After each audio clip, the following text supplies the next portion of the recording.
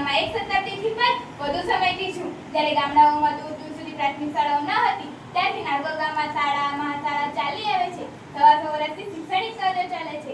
1961 થી અંગ્રેજી માધ્યમ ચાલે છે.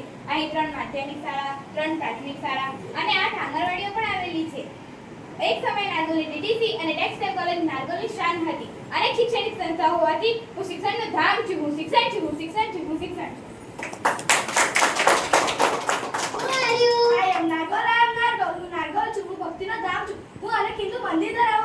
પારસી અગિયારી ચમત્કાર અને મસ્તિન પણ ધરાવું છું. હું ઓરોમિલાના સમાજે આંતરરાષ્ટ્રીય ઓશો આશ્રમો, નિર્મલા દેવી આશ્રમ વૃક્ષ જેવા વિશ્વવિખ્યાત સ્થળો ધરાવું છું. હું કોમી એકતા ધરાવું છું. હું અખંડ ભારત છું. હું ભક્તિના ધામ છું. હું ભક્તિના ધામ છું. હું ભક્તિના ધામ છું.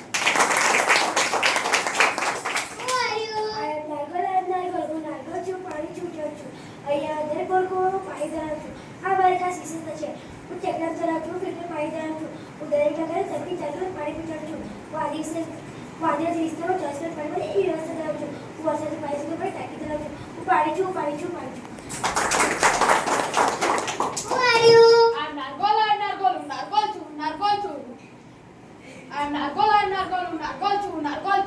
હું ખેડૂત છું.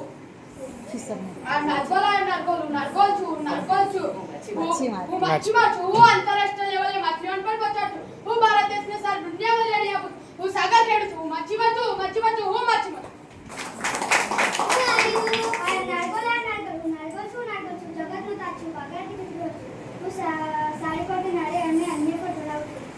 પશુપાલન કરી દૂધનો વ્યવસાય કરું છું. મુખ્ય પાક ડાંગરનું ઉત્પાદન કરું છું. હું ખેડૂત છું. ખેડૂત છું. ખેડૂત છું.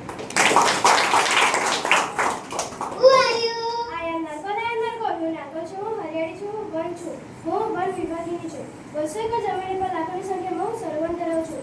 મારા સમગ્ર ભારતમાં પ્રી વેડિંગ શૂટિંગ ટીવી સિરિયલની શૂટિંગમાં થાય છે.